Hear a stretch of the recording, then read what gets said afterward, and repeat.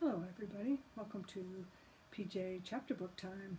We've been enjoying the book Charlotte's Web by E.B. White, and when last we left our characters, they were on their way to the fair. So let's see what happens at the fair.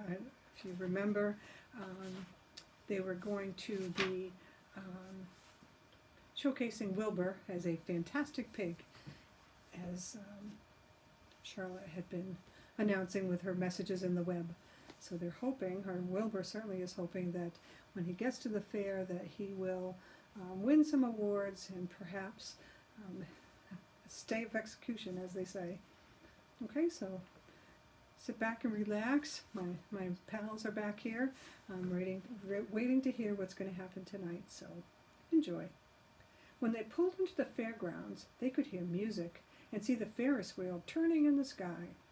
They could smell the dust of the racetrack where the sprinkling cart had moistened it, and they could smell hamburgers frying and see balloons aloft.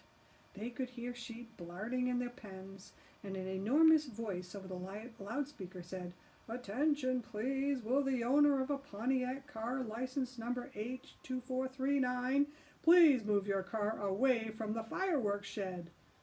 Yikes. "Can I have some money?" asked Fern. "Can I too?" asked Avery. "I'm going to win a doll by spinning a wheel, and it will stop at the right number," said Fern. "I'm going to steer a jet plane and make it bump into another one."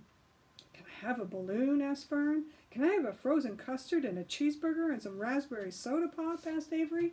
Well, they're certainly planning on having a good time. "Oh, you children be quiet till we get the pig unloaded," said Mrs. Arable. "Oh, let the children go off by themselves," suggested Mr. Arable. "The fair only comes once a year." Mr. Arable gave Fern 2 quarters and 2 dimes. He gave Avery 5 dimes and 4 nickels. "Now run along," he said, "and remember the money has to last all day. Don't spend it all on the first few minutes. And be back here at the truck at noontime so we can all have lunch together. Don't eat a lot of stuff that's going to make you sick to your stomachs." Right. Lots of things to remember. "And if you go in those swings," said Mrs. Arable, "hang on tight. You hang on very tight. You hear me?" She sure sounds like a mom. "And don't get lost," said Mrs. Zuckerman. "And don't get dirty. Don't get overheated," said their mother. "Watch out for the pickpockets," cautioned their father. "And don't cross the racetrack when the horses are coming," cried Mrs. Zuckerman. The children grabbed each other by the hand and danced off in the direction of the merry-go-round, toward the wonderful music and the wonderful adventure and the wonderful excitement, into the wonderful midway where there would be no parents to guide them and guard them, and where they could be happy and free and do as they please. Mrs. Arable stood quietly and watched them go, and then she sighed. And she blew her nose. "Oh, do you think they'll really be all right?" she asked. "Well, they've got to grow up sometime," said Mr. Arable, "and a fair is a good place to start, I guess." I'd like to see a picture of them at the fair, and they are heading into the fairgrounds. Looks like a fun place, doesn't it?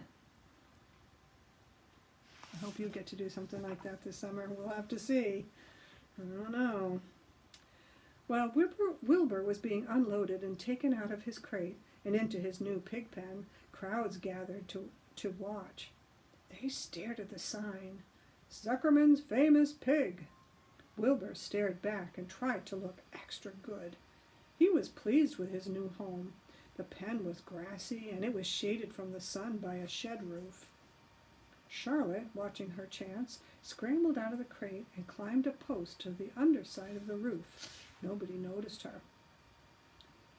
Templeton, not wishing to come out in broad daylight, stayed quietly under the straw at the bottom of the crate.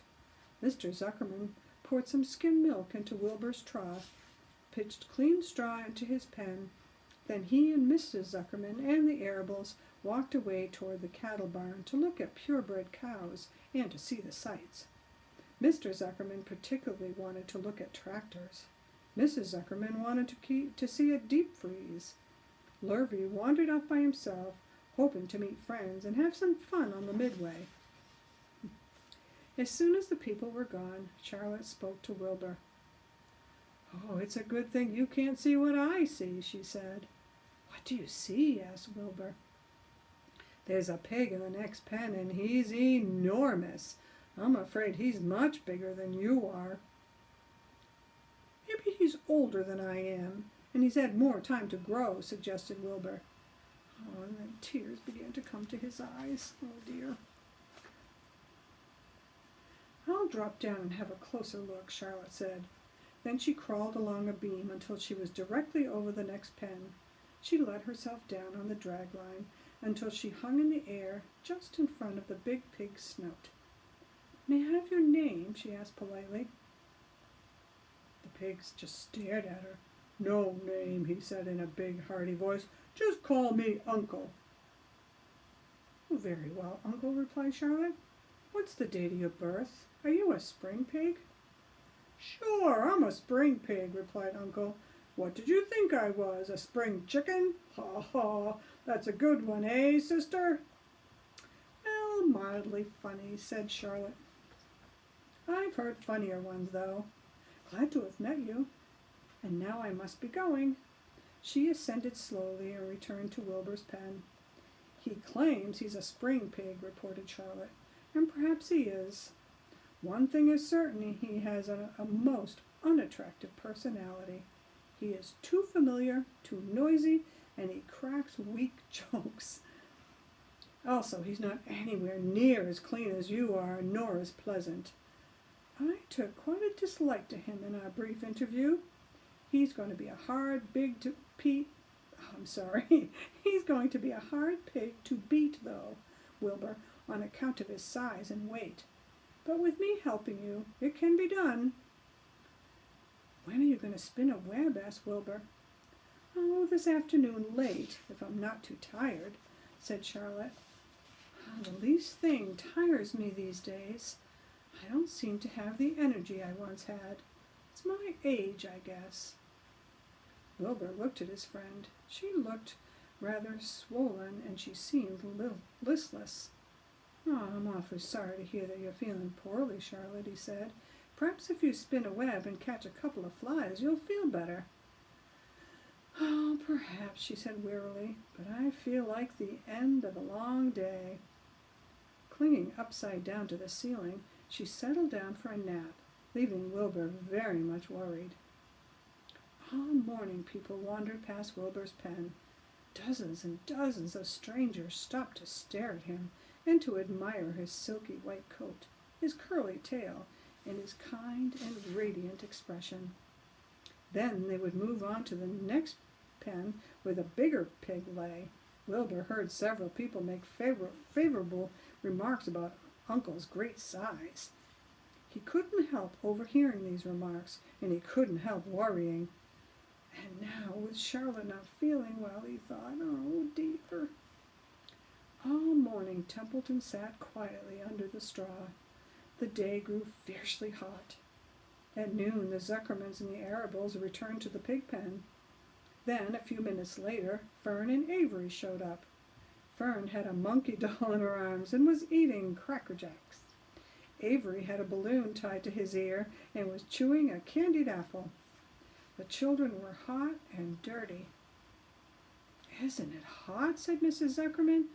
Oh, it's terribly hot, said Mrs. Arable, fanning herself with an advertisement of a deep freeze. One by one they climbed into the truck and opened lunch boxes. The sun beat down on everything. Nobody seemed very hungry. When are the judges going to decide about Wilbur? Asked Mrs. Zuckerman. Oh, not until tomorrow, said Mr. Zuckerman.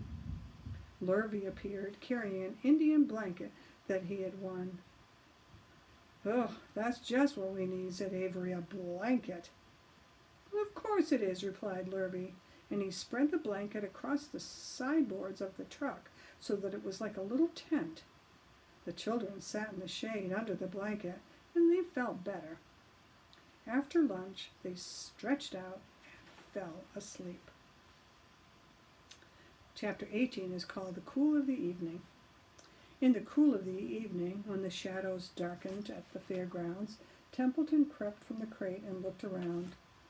Wilbur lay asleep in the straw, and Charlotte was building a web. Templeton's keen nose detected many fine smells in the air. The rat was hungry and thirsty. He decided to go exploring. Without saying anything to anybody, he started off. "Bring me back a word," Charlotte called after him. "I shall be writing tonight for the last time." The rat mumbled something to himself and disappeared into the shadows. He did not like being treated like a messenger boy. After the heat of the day, the evening came as a welcome relief to all. The Ferris wheel was lighted now. It went round and round in the sky and seemed twice as high as by day. There were lights on the midway, and you could hear the crackle of the gambling machines and the music of the merry-go-round and the voice of the man in the Beano booth calling out numbers. The children felt refreshed after their nap. Fern met her friend Henry Fussy, and he invited her to ride with him in the Ferris wheel. He even bought a ticket for her, so it didn't cost her anything. When Mrs. Arable happened to look up into the starry sky and saw her little daughter sitting with Harry Fussy and going higher and higher into the air, she saw how happy Fern looked, and she just shook her head. "Oh, my," she said. "Henry Fussy. Think of that." Templeton kept out of sight. In the tall grass behind the cattle barn, he found a folded newspaper. Inside were leftovers from somebody's lunch. A deviled ham sandwich, a piece of Swiss cheese, part of a hard-boiled egg, and the core of a wormy apple. The rat crawled in and ate everything. Then he tore a word out of the paper, rolled it up, and started back to Wilbur's pen. Charlotte had her web almost finished when Templeton returned, carrying the newspaper clipping. She had left a space in the middle of the web.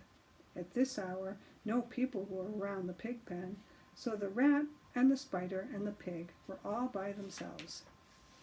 "Oh, I hope you brought a good one," Charlotte said. "It is the last word I shall ever write." "Here," said Templeton, unrolling the paper. "What does it say?" asked Charlotte. "You'll have to read it for me." "It says humble," replied the rat. "Humble," said Charlotte. "Humble has two meanings. It means not proud, and it means near the ground. That's Wilbur all over. He's not proud, and he's definitely near the ground." "Well, I hope you're satisfied," sneered the rat.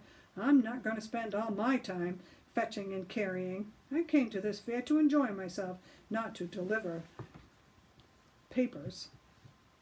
"Oh, you've been very helpful," Charlotte said. "Run along if you want to see more of the fair." The rat grinned. "I'm going to make a night of it," he said. "The old sheep was right. This fair's a rat's paradise. What eating and what drinking, and everywhere good hiding and good hunting. Bye-bye, my humble Wilbur. Fare thee well, Charlotte, you old schemer. This will be a night to remember in a rat's life." And he vanished into the shadows. Charlotte went back to her work. It was quite dark now. In the distance, fireworks began going off, rockets scattering fiery balls in the sky, and by the time the Arables and the Zuckermans and Lurvy returned from the grandstand, Charlotte had finished her web. The word humble was woven neatly in the center. Nobody noticed it in the darkness. Everyone was tired and happy.